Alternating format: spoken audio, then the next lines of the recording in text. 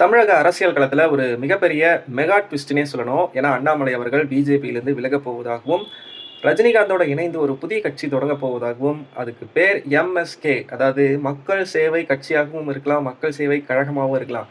டிவிகேக்கு எதிரா, டிவிகேக்கு போட்டியா ஒரு கட்சி ஆரம்பிக்கப் போவதாகவும், ஒரு பரபரப்பான தகவல், ஒரு பிரேக்கிங் நியூஸா இப்போ போயிட்டு இருக்கு.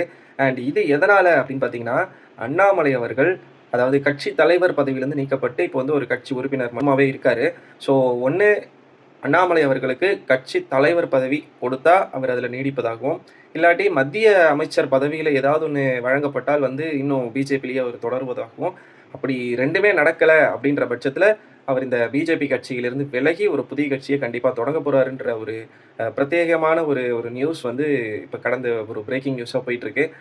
இப்போ அவர் அண்ணாமலை அவர்கள் டெல்லி பயணம் போறாரு. அங்க மோடி அவர்கள் அவர காம்ப்ரமைஸ் பண்ணி, இது 2த்துல ஏதாவது ஒரு போஸ்டிங்க குடுக்குறாரா? இல்ல அண்ணாமலை காம்ப்ரமைஸ் ஆகாம புதிய கட்சிய ஓப்பன் பண்ணி தமிழ்நாடு அரசியல்லயே ஒரு புதிய களத்த, ஒரு புதிய பரபரப்பான விஷயத்த வந்து ரஜினிகாந்தோட இணைந்து பண்ண போறாரா? அப்படின்றது தான் இங்க ஒரு கேள்விக்குறியா இருக்கு. பொறுத்திருந்து பார்ப்போம். நாளைக்கு ஒரு பிரேக்கிங் நியூஸோட. நன்றி.